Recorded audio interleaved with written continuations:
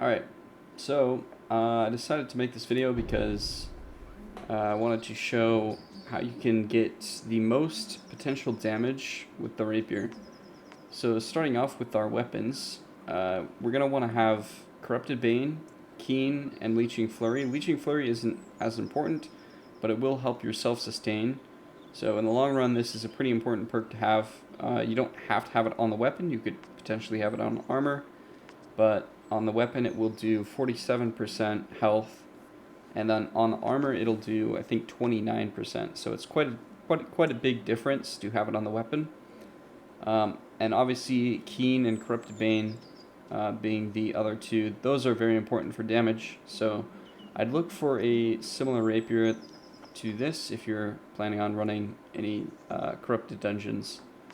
Next, the spear. It's not as important with the spear to have like the best of the best perks. Obviously you want to have Corrupted Bane. I don't have it on this one just because I haven't yet found one with Corrupted Bane and Skewer, because Enfeebling Skewer is a really good perk to have.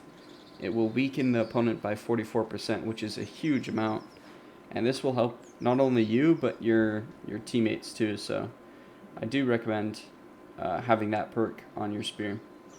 And then onto the gems. So I'm using Rune Glass, which is the new system, and these are Rune Glass of Empowered Sapphires, and this will inflict a hex dealing 8% arcane damage per second for 2 seconds. And this stacks and does a ton of damage. It's actually pretty insane how much damage you can get out of these Rune Glass gems.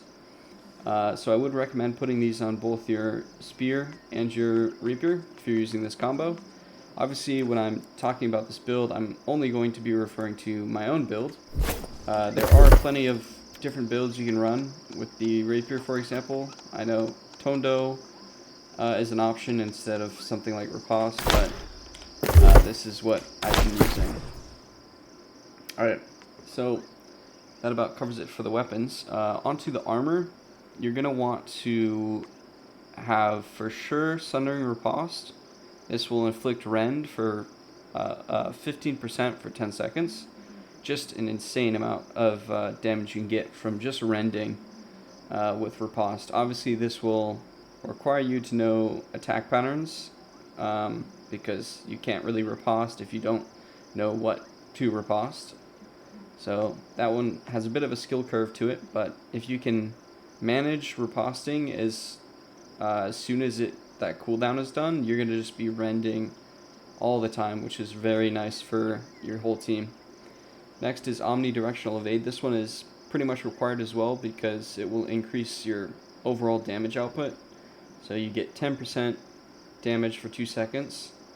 This will just do so much damage. I mean, if you watch a clip, I'll play a clip of just how much you can spam evade, and you can just get so much damage off with just that.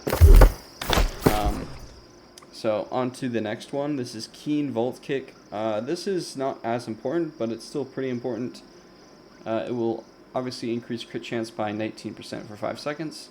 I'm pretty sure you can actually use this for the spear and then swap weapons to the rapier and do even more damage with a higher crit chance.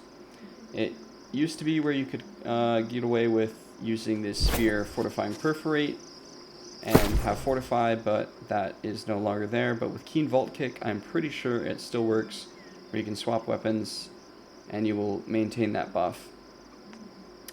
Next, with the boots, we have Fortifying Perforate. Obviously, with the nerf on swapping weapons, this isn't as important, but it's still a decent one to have just overall. And as you see, I have Corrupted Ward on all of my gear pieces. This is just going to increase survivability. It's not required, but it's definitely recommended. So I would recommend trying to find pieces that fit all of those perks. Might be hard to find, but you could always try crafting them. Alright, so on to, well, first actually let's just say I do have Rune Glass on all of these armor pieces. This will increase arcane damage by 2%. So we have 5 of them, so it's going to be 10% just from armor alone. 10% extra arcane damage, which is a huge amount. And let's go to jewelry now. So with the amulet, I have Shrinking DOT Cleanse. This is just kind of a good all-arounder to have whenever I dodge through an attack. I lose a debuff. So just a pretty good one. Slash Protection is good for Tempest because Isabella does slash damage. And then obviously health. I have more health, so that's just overall good. Alright, so the ring is a pretty important one. We're definitely going to want thrust damage because the rapier and the spear both do thrust damage. So I'll be doing 4.9% more thrust damage. And then hardy, I have more stamina. So 9.8% more stamina. This isn't necessarily required, the hardy one, but it is good to have, especially if you notice yourself dodging a lot. And considering the nerf with the rapier, you no longer gain stamina from evade. This one does come in handy quite a bit, I've noticed recently. Alright, next to the earring, we're definitely going to want nimble. Nimble is going to increase stamina regen, and obviously this build is heavily reliant on stamina. So we're going to be dodging a lot, and it's just always good to have better stamina regen. And then Purifying Toast and Refreshing Toast, those are just standard ones to have. They're pretty good for all-around stuff, but the main one is Nimble. Alright, so now let's talk about attributes. So firstly, this is what I'm running. I'm running 50 Strength, 254 Dex, 126 Int, and 50 Con. When we eat our food, we have 50 Strength, 270 Dex, 150 Int, and 50 Con. This is what I found to be the ideal setup. You can replace 50 Strength with 50 Con if you need a little bit more survivability. You'll have to take 5 out of Dex as well. But then that'll put you up here, which will increase your max health by 10% of your physical armor. So if you notice, you're dying a little bit more and you want to have some more health, then you could try that. But this is the ideal setup for the most amount of damage. Alright, so next let's talk about trophies. We're going to be wanting to get at least basic trophies. You can see I only have basic trophies. I don't have the major ones. If you do get the majors, it is a 5% increase instead of 4%.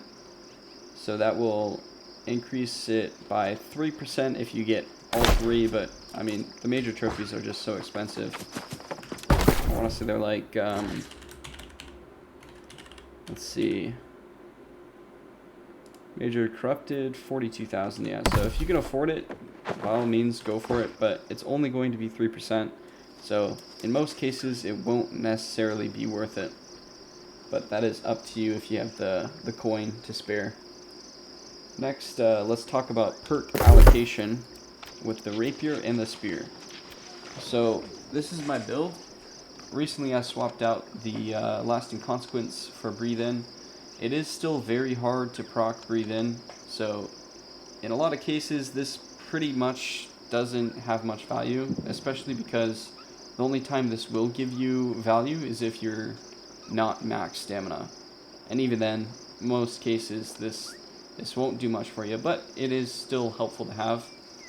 And yeah, I would recommend it in most cases to use that. So with the rapier specifically, we're going to be applying rend with riposte. That is the main focus of this build. It's all about riposting as much as possible to keep stacking rend. Especially on bosses, this is very important to just always be stacking rend. So you're going to want to keep this cooldown as low as possible, and the way you do that is through evading and flurry. So you want to kind of be using these two skills in tandem, and then once you get a riposte off, you're going to evade right after. So it's going to be like riposte, and then you'll evade after a successful hit. And then, let's see here. You're also going to be wanting to use evade for the empower, because you'll be getting a 15% increase of damage and that will stack with the omnidirectional evade, which is you gain 10% damage for 2 seconds. So you'll be doing a lot of damage the more you evade aggressively, and not to mention when you do evade, you can do a quick light attack out of it, so it just kind of feeds into itself, and you can really lower those cooldowns through crescendo and just keep maintaining as much damage as possible through that. With a spear, the one thing to note is keen vault kick. So you're going to be using this to get extra crit chance, and then another big thing is invigorating crits, which is you'll be able to restore 20 stamina on crit hits. So for example, let's say you're exhausted, you could use a rapier ability and gain 20 stamina, or use like perforate. If all 3 crit, then boom, you have 60 stamina right out of the gate. So it's a good one to have. Definitely required for this build. Next is the Heartrune. So you can use a lot of things. Obviously the Heartrunes are new, so there's no real meta or anything with these yet. There's definitely a trend of a lot of people using Detonate, which I haven't had much experience with, so I don't really know for sure how powerful this is. It definitely seems powerful though, because you get the 15% increase of outgoing damage while it's charging. Plus it just does so much damage. You can see it does 4,359 damage, and it's all around just a good one. But I use the Heartrune of Grasping Vines, the Cunning one, which is the Leeching Vines, and the reason is because of the Weaken. So it does 20% Weaken for 8 seconds, which is really good for you and your whole team. It's going to help your tank a lot. Your tank will love you for using this. And you can also use the Brutal Heartrune of Grasping Vines as well, which will apply Rend. However, this will be a trade-off for stamina regen. You can see your stamina regen will be cut in half, or not cut in half, but cut by 50% for 5 seconds. So it is a trade-off. Ultimately, it's probably better. In fact, I guess I'll just try running that for a few days, just to see if it's viable. The one thing that I was kind of unsure about is the stamina regen, especially if you have aggro, for example, and you use the Heartrune, you're gonna have lower stamina regen. So if you have aggro and you're trying to dodge away, you might get hit before you're able to dodge again. So just a small thing, but I'll try it out. It's probably the better of the two. But yeah, those are the Heartrunes. Next is Consumables. So whenever you run into a dungeon or an elite zone, whatever it may be, and you want to do the most damage as possible, you want to be using Consumables. So the first thing is Attribute Food. Most people already know about Attribute Food. Obviously, you can increase your stats by using this food. I use the Filet and Mushroom Sauce, which increases Int by 24 and Dex by 16. There's a lot of different food types. Each will increase attributes by different amounts, so just use the one that will increase the stats that you need to increase, essentially. So one of them is the Roasted Rabbit, which is just a con one. Pretty expensive now, but yeah, so that is the attribute food. Next is the coatings. So you're obviously going to be wanting to use the corrupted coatings, and I would recommend using infused corrupted coatings. This will increase damage by the most amount. It'll last for 40 minutes, and with bags you can get this lasting for a little longer. Next is honing stones, just a flat 5%. So, and that's for the common ones. If you do want to spend a little bit more, you can get the more expensive honing stones, but they do cost a lot. You can see it's $194 for just one of these, so it is going to be quite expensive if you want to get the tier 5s, but the tier 3s are pretty cheap, so whoops. Yeah, 27 for the tier 3s, so not as bad, obviously, for those. Alright, so I hope you found some use out of this video. I tried to cover pretty much everything involved in making this build work. So yeah, if you enjoyed it, leave a like, and I'll see you guys again in the next one. Thanks.